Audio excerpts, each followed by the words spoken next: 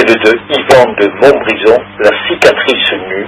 La cicatrice nue sont des poèmes de 2014 à 2017, livre qui vous coûtera 15 € à commander chez votre libraire ou sur le site des éditions Traversées.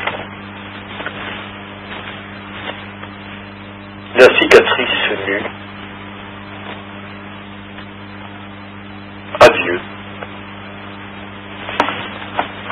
Né de rien, à la surface du monde, je vois la nuit s'étendre lentement sur la ville. Je veux crier, mais je n'entends pas le son de ma propre voix dans ma bouche. Les langues se délient et glissent comme des serpents.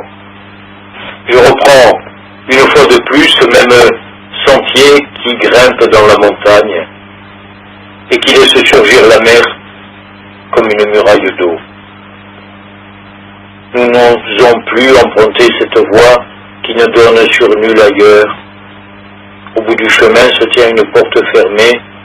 Je pourrais facilement la contourner, puisque cette porte n'est encadrée par aucun mur et tient toute seule dans le vide, au milieu du paysage désert.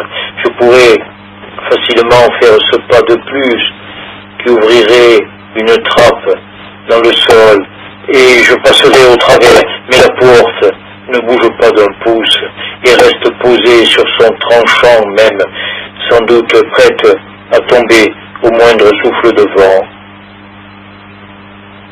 Je me retourne pour voir une dernière fois le paysage qui a tout d'un visage féminin. Seul, je suis seul, flamme.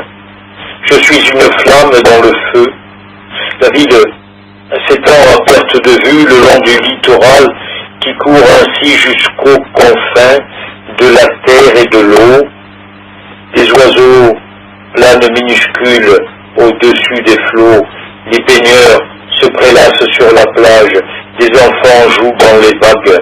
Je perçois les échos de leurs cris portés jusqu'à moi par le vent. Un drapeau qui s'agite comme une main. Je tourne les talons et fais face à nouveau à cette porte fermée. Posée sur le chemin. Je prends la poignée, je tire la porte et déjà je suis de l'autre côté. C'est ma chambre d'enfant. J'ai 7 ans. Je me regarde dormir dans mon petit lit aux draps colorés où sont imprimés des figures animales. Les ombres courent sur les murs. Et j'ai peur dans le noir et je n'ose pas éteindre ma lampe de chevet. Qui viendra me secourir? De quoi ai-je peur?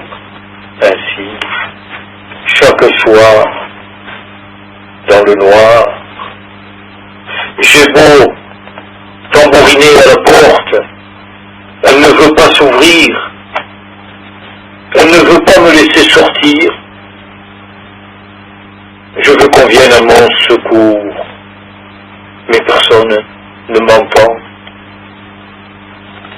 Le silence descend dans ma gorge et m'étouffe peu à peu. Je hurle, la porte s'ouvre. Me voilà revenu au bout de ce chemin que j'ai emprunté si souvent à flanc de montagne. La porte s'est refermée aussitôt derrière moi.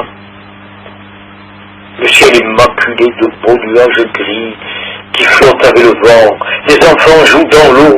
Le monde paraît si paisible que la terreur qui m'habitait l'instant précédent m'a quitté d'un seul coup. Je chemine un peu sur le sentier de crête qui surplombe la vallée encaissée où la ville s'étale grotesque. Je me souviens maintenant. 2 à 2, nous allions sur ce même chemin, les yeux remplis d'étoiles, mais le regard béant.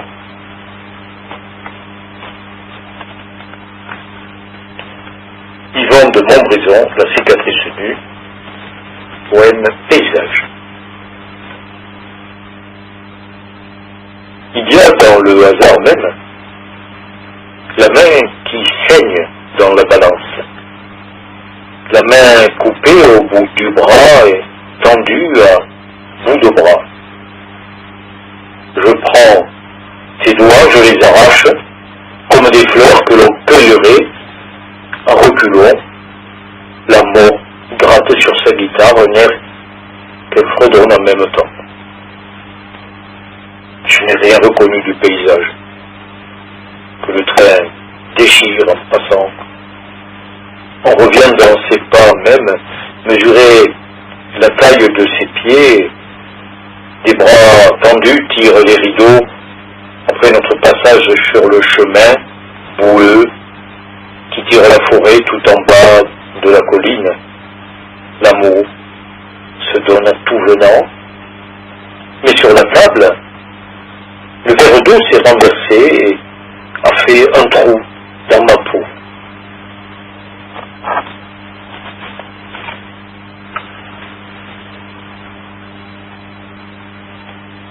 Le temps d'après. Quelqu'un prend la voix basse. Le temps descend. Il y a une ombre qui frôle la surface de l'oubli. Chaque geste traverse la matière et ressort de l'autre côté. Mais la paroi est presque intacte.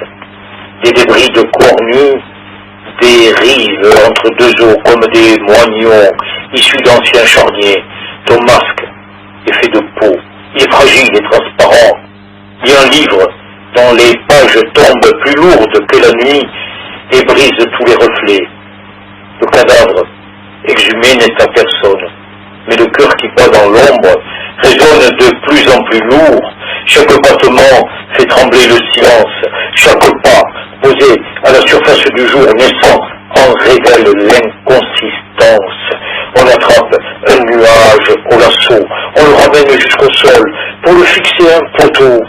Plus loin dans la campagne, la nuit s'aventure sans danger et se met à aboyer à tous les passants, mais le cœur n'y est pas. On a peur de soi-même et surtout de son propre reflet. On ne se reconnaît plus dans les yeux des fous que l'on croise dans la foule, hagards, emmurés dans leur anonymat. La mort se dissimule sous la surface épaisse du hasard, puis se relève, prend forme humaine, escalade le mur, passe par la fenêtre, s'accroche au plafond, parvient jusqu'à ton lit. Elle est comme un voleur qui entre en toi, subrepticement et sans un bruit, plongeant la main dans ton crâne. Elle te dérobe de cette façon tes souvenirs les plus précieux, un à un. Elle les retire comme des pépites d'or. Pourtant, à la surface rigide du métal, chaque mouvement est sans un pli. Le contact avec soi-même est silencieux, mais il fait remonter ces mêmes souvenirs au bord de ta conscience, comme des perles extraites du fond de l'océan, à l'instant même où, anéanti, tu ressuscites une fois de plus.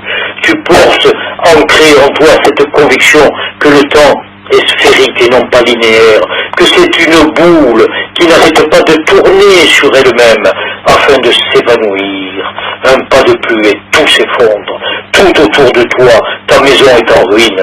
Tes murs et le toit se sont écroulés, les meubles sont cassés, seul un portrait tient encore par miracle, suspendu dans le vide, par un clou invisible. Il est l'unique cloison qui coupe l'espace en deux. Il est le souvenir qui perdure. Pourtant, peu à peu, il s'efface et ce faisant, le tableau tombe le long du mur de l'horizon dressé à la verticale. Cette dégringolade est sans fin. Elle te ramène jusqu'à ton lit. Tu t'éveilles et tu vois à tes côtés une femme qui dort, les yeux grands ouverts, et tu vois les désastres que gangrène la folie. Tu vois l'absolution des morts par les vivants. Tu comprends le sacrilège. Il y a à vouloir faire revenir les morts parmi les vivants. Tu comprends que ton avenir a toujours été derrière toi, qu'on t'a trompé depuis le début, que ta naissance fut apocryphe, mais ton désir spontané. La cicatrice nue de Yvan de Montbrison aux éditions Traversées. Ainsi s'achève notre émission Lecture poète, Claude et moi, nous vous souhaitons une excellente semaine à l'écoute de Radio Occitanie et nous vous disons à la semaine prochaine. Adicias.